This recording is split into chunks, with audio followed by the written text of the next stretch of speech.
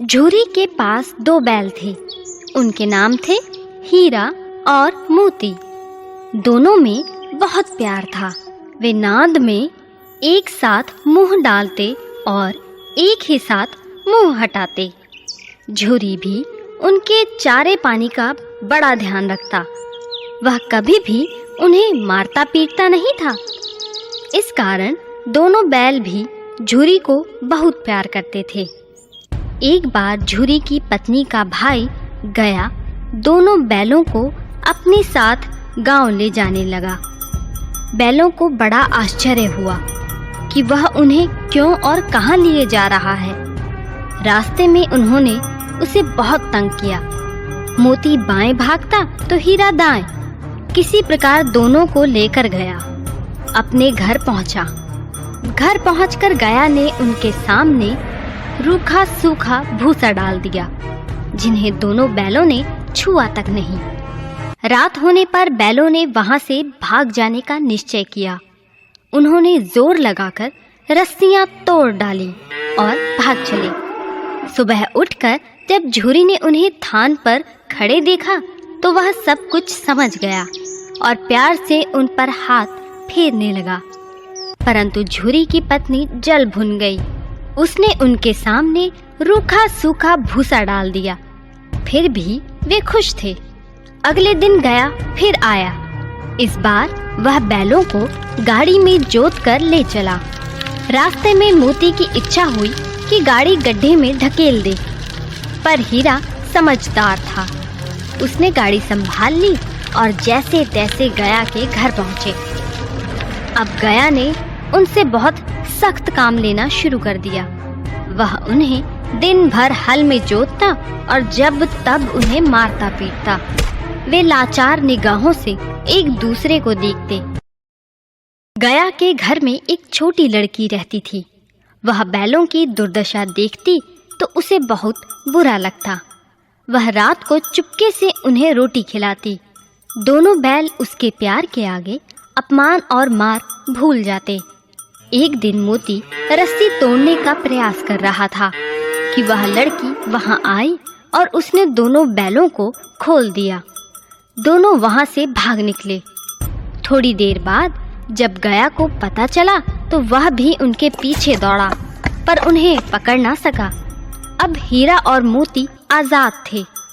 रास्ते में उन्हें एक सांड मिला। वह उनकी ओर लपका तो हीरा मोती के होश उड़ गए। भागना बेकार था, इसीलिए दोनों ने साहस से काम लिया।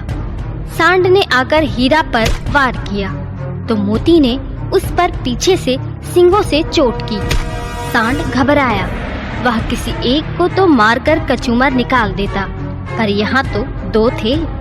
मोती कुछ दूर उसके पीछे दौड़ा, पर हीरा ने उसे दूर न जाने दिया। दोनों अब बड़े प्रसन्न थे। आगे चले तो रास्ते में मटर का खेत दिखाई दिया। भूख तो लग ही रही थी। हरी हरी मटर देखकर उनकी भूख और भी तेज हो गई। वे खेत में घुस गए मटर खाने। अभी पेट भरा भी न था कि खेत के रखवाले ने उन्हें देख लिया। उन्होंने उन्हें चारों ओर से घेरकर पकड़ लिया और कांजी हौस में बंद करा दिया। हीरा और मोती ने देखा कि कांजी हौस में और भी कई जानवर थे। भैंसे, घोड़े, गधे, बकरियां आदि, सब के सब कमजोर और दुबले पतले। वहां किसी के लिए न चारे का प्रबंध था न पानी का। यहाँ कहाँ आ फंसे, उन्होंने सोचा। रात हुई। मोती ने हीरा से कहा, अगर दीवार तोड़ दी जाए तो बाहर निकलना आसान हो जाएगा। उसने सींगों से दीवार गिराने का प्रयत्न किया। 2-4 चोटों में ही दीवार थोड़ी सी गिर गई। उसका उत्साह बढ़ा तो उसने और जोर से चोटें लगानी शुरू की। दीवार में रास्ता बनते ही पहले तो घोड़े भागे, फिर भैंसे और बकरियां। मोती ने गधों को भी सींग मार मार कर भगा दिया। उसने हीरा से भी भाग चलने को कहा, पर हीरा ने मना कर दिया।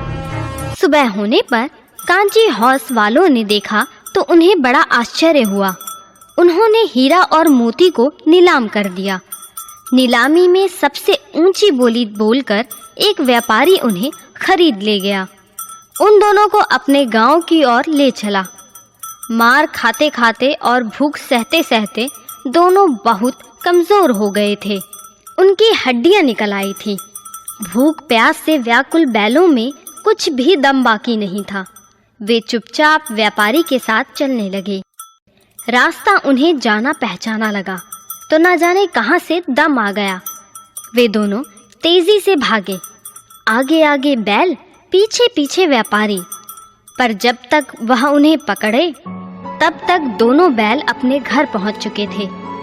बैलों को वापस देखकर झूरी को बड़ी खुशी हुई। वह उनसे लिपट गया। इतने में व्यापारी भी वहां आ पहुंचा और उन्हें मांगने लगा।